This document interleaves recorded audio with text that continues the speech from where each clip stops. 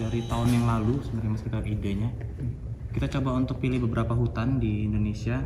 Dulu pertama kita ke Kalimantan Timur, ada hutan pertama. Di situ juga kita dapat itunya kualitas bunyi tapi tidak terlalu bagus akhirnya gitu. Dan itu juga pernah kita gunakan di presentasi pertama kami, work in progress kami di Berlin saat itu. Nah kemudian dari situ kita punya progres lagi gitu, kita buat lagi rekaman yang lebih kualitasnya lebih baik, dan itu kita pergi ke Palangkaraya waktu itu, ke hutan Rungan ini. Itu hutan adat masih. Nah di situ yang kayak akhirnya kita mendapatkan kualitas yang benar-benar berbeda sekali dari hutan-hutan yang lainnya gitu. Di situ pilihannya kenapa hutan Kalimantan pada akhirnya.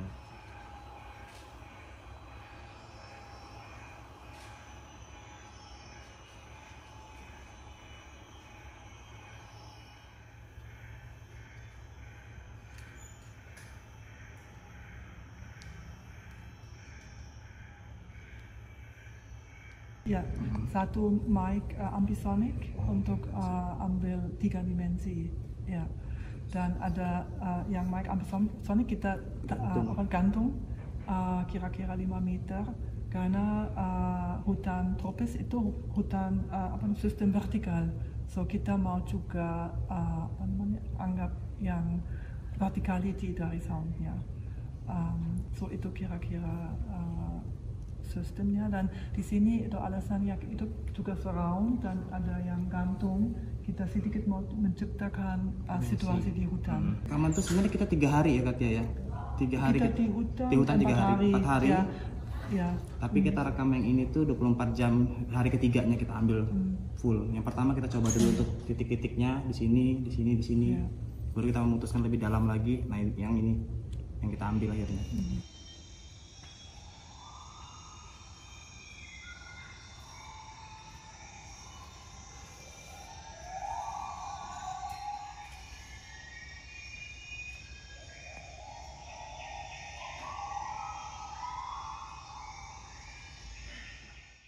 Kita rekaman dari Agustus ya, Agustus kita rekaman, kemudian kita coba masing-masing kerja untuk saling mendengarkan dulu hasil rekaman itu.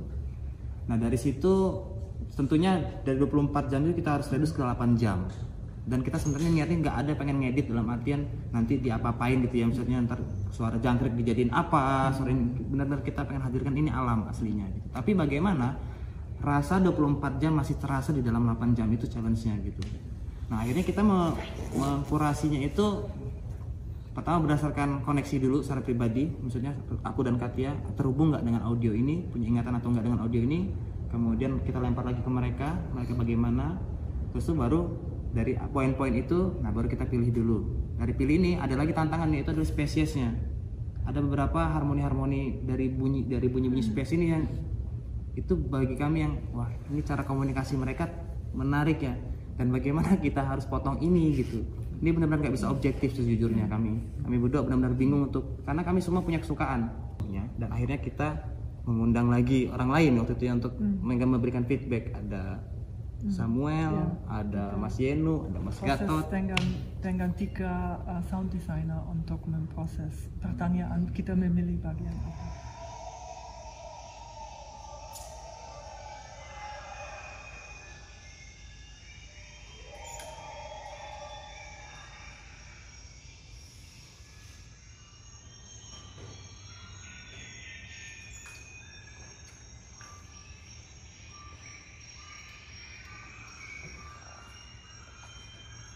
Bukan, menurut saya gitu ya, bukan hanya sekedar bergerak bebas semua mau, tapi memang sudah ada strukturnya. Nah struktur pertama adalah memori itu sendiri gitu, kemudian adalah bunyi itu gitu. Nah 2 struktur ini sudah menjadi pijakan yang paling mudah untuk kita berangkat gitu. Kalau nggak ada struktur ini, nah ini nantinya geraknya bebas gitu, jadinya akhirnya cuman oke, ini koreografi gitu, ini hanya gerak gitu. Tapi bagaimana ini terkoneksi, nah kita harus punya struktur itu gitu awalnya. Juga sebelum improvisasi akan siapkan tubuh kita. Kita juga untuk warm up untuk proyek ini khususnya tidak cuma mikir warm up tubuh seperti biasa, tapi kita mikir cara mendengarkan soundnya, maksudnya apa untuk tubuh. Kita bisa rasa sound dengan kulit juga. So itu kita ada preparation yang khususnya untuk proyek ini. So nanti kalau kita mulai improvisasi, kita tubuhnya sudah siap untuk rasa responnya apa. Ya.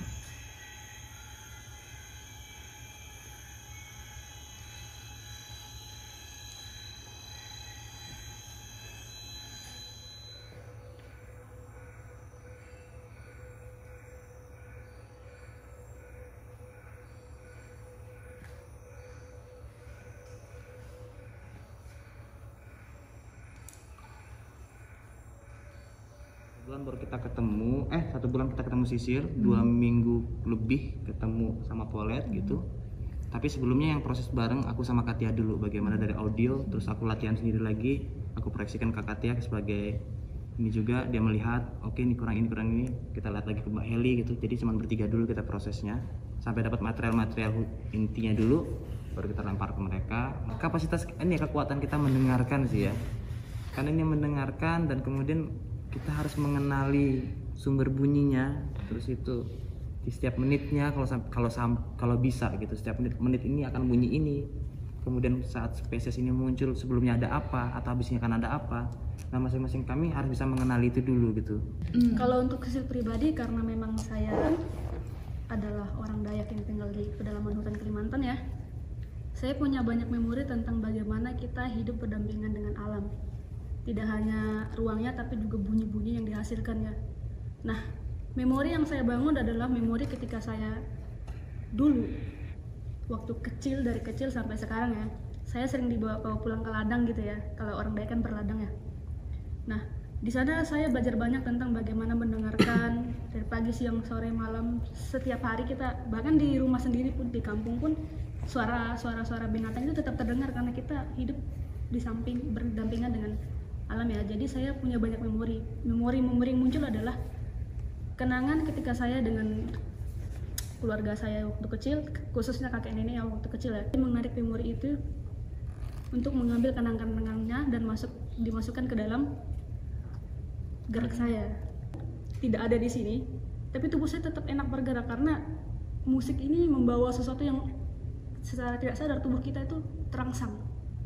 Sama ketika teman-teman mendengarkan suara burung dari sana ya, mungkin teman-teman akan bertanya, ini pertama burung apa ya, ini suara apa ya, itu pertanyaan yang muncul. Yang kedua adalah reaksi tubuh, kira-kira ini binatang nggak ya, berbahaya nggak ya, ada orang yang menjauh misalnya gitu kan. Reaksi tubuh terhadap bagaimana kita mendengarkan audio. Kemudian misalnya kalau ada suara jangkrik, pasti teman-teman tanya, jangkriknya sebelah mana ya. Nah, ada reaksi tubuh yang penasaran pertama itu. Jadi banyak sesuatu yang bisa dilakukan dengan memori dan gerak ketika kita mendengarkan audio ini. Yeah, actually we were talking about a lot during the process that how differently I hear the sound. Obviously because I'm not from here, so I connect mostly not from emotional or memory way, but by just the pure physical translation of the sound into my. I translate into my body and how I react to it, and yeah, discovering different ways of well, before of course we listened to it a lot, but like before that it was quite unknown for me, this forest. I mean, in Berlin we were already working with it, but there we were combining with German forest as well, so it was a different process. So first really just like tuning in what I hear, how my body would react on it, and then like to see how I feel also. Mbak, jadi aku pertama, karena kita sudah dapat filenya, kemudian kita punya cara baca, itu adalah program spektrogram namanya, untuk bisa melihat grafik frekuensi spesiesnya. Nah dari situ baru aku melihat bagaimana konsisten, pertama binatang itu bisa konsisten waktunya, konstan seperti itu terus dengan layernya masing-masing. Nah dari situ coba aku untuk mentranslate juga kepada tubuhku bagaimana gerak. Andaikan aku membayangkan bahwa tubuhku adalah layer-layer itu juga, dimana yang misalnya ada 5 layer tuh, di atas adalah kelelawar, sampai ke bawah adalah suara burung gitu ya. Nah bagaimana layer itu ada di tubuhku, bagaimana frekuensi tinggi ada di kepala misalnya, frekuensi terendah ada di pinggang misalnya, frekuensi tengah ada di bagian tangan, dan bagaimana ini semua bisa saling terkomunikasi satu sama lain. Jadi aku membayangkan bahwa tubuhku adalah tubuh hutan juga gitu. Terus dari situ baru dari teknis, bentuk, fisik, dan pengetahuan yang dari Katia juga tentang spektrogram dan lain-lain, baru aku cari secara makna dan pengalaman dan memori. Jadi dua itu yang aku lakukan.